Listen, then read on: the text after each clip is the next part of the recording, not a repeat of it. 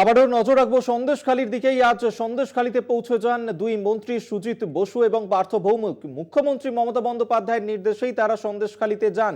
সেখানে গিয়ে মানুষের সঙ্গে কথা বলেন তারা এবং সন্দেশখালীতে ইতিমধ্যেই 100 জন মানুষের সমস্যার সমাধান করা হয়েছে এমনটি কিন্তু বলেছেন তারা, এবং আগামী 1 মাসের মধ্যে সন্দেশখালীর সমস্যার সমাধান করা হবে এমনটাই কিন্তু প্রতিশ্রুতি দিয়েছেন আজকে গিয়ে সেখানে এই দুই মন্ত্রী। সেই ছবি এই মুহূর্তে দেখাচ্ছি আপনাদেরকে। মুখ্যমন্ত্রী মমতা বন্দ্যোপাধ্যায়ের নির্দেশেই তারা সন্দেশখালীতে গিয়েছেন। এর আগেও জানেন যে দুই মন্ত্রী পার্থ ভৌমিক, সুজিত বসু তারা গিয়েছিলেন সন্দেশখালীতে। এর আগেও সেখানে গিয়ে তারা সেখানকার গ্রামবাসীদের সঙ্গে কথা বলেছিলেন। আজকে ফের একবার সন্দেশখালীতে পৌঁছে যান পার্থ ভৌমিক এবং সুজিত বসুরা, এবং সেখানে গিয়েই গ্রামবাসীদের সঙ্গে কথা বলেন তারা। তাদের যে সমস্যা রয়েছে সেই সমস্যার কথা শোনেন এবং সেই সমস্যার খুব দ্রুত সমাধান করা হবে এমনটাই কিন্তু আশ্বাস দিয়েছেন দুই মন্ত্রী। সেই ছবি এই মুহূর্তে দেখাচ্ছি আপনাদেরকে, যেখানে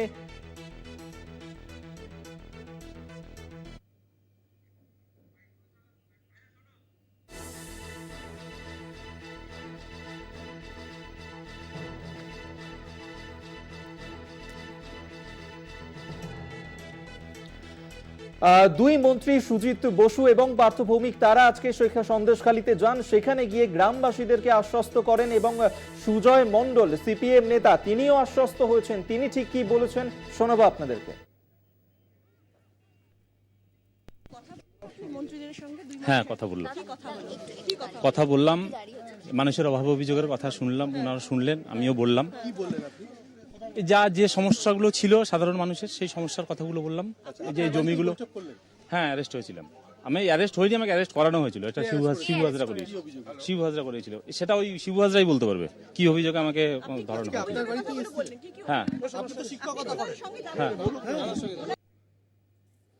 আপনাদেরকে শোনালাম সুজয় মণ্ডল তিনি ঠিক কি বলেছেন। তবে এই যে সন্দেশখালী, যেখানে উত্তম সর্দার, শিবু হাজরা তাদের অত্যাচারে অতিষ্ঠ হয়ে উঠেছিলেন সেখানকার মানুষজন, তৃণমূল নেতা সঞ্জিত দাস তিনিও এই শিবু হাজরার বিরুদ্ধেই অভিযোগ এনেছিলেন, তিনিও আশ্বস্ত হয়েছেন। অবশেষে কি বলেছেন সঞ্জিত দাস তৃণমূল নেতা শোনাবো আপনাদের। দাদা, আপনার যে অভিযোগ সেটা আপনারই দলের দিকে, কেন? কেন মানে শুনুন, আমরা দলটাকে নিয়ে এসেছিলাম অনেক কষ্ট করে নিয়ে এসেছিলাম এখানটায়, কিন্তু আমাদের দল, আমাদের যারা নেতৃত্ব দিয়েছিল তারা আমাদের সম্মানটুকু দেয়নি আমাদের। কিন্তু আজকে যাই হোক, আজ দুঃসময় আমাদের ডাক পড়েছে, আমাদের সম্মান দিচ্ছে, এখন সম্মান দিচ্ছে আমাদের দল।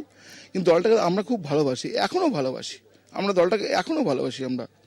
কিন্তু আমি চাইছি যারা মানে মানে কি বলবো আর, যারা মানে খুবই খারাপ যারা ছিল, যারা খারাপ ভূমিকা ছিল, তারা সরে গিয়ে দলটা নতুন করে তৈরি হোক, আমরা এটা চাই। আমরা, আপনি তো প্রধান ছিলেন এখানকার, আপনি প্রধান ছিলেন সেটা 2009 সাল থেকে, কিন্তু তারপরে আপনাকে সরিয়ে কে দিল? কেউ সরায়নি, আমাকে সম্মান দেয়নি, আমি নিজের লজ্জায় আমি সরে গেছি। আমি, এই সম্মানটা কে বা কারা দেয়? যারা এখন নেতৃত্ব ছিল, শিবু হাজরা, উত্তম, ওরা আমাদের সম্মান দেয়নি, যার জন্য আমরা নিজেরাই সাইড হয়ে গেছিলাম।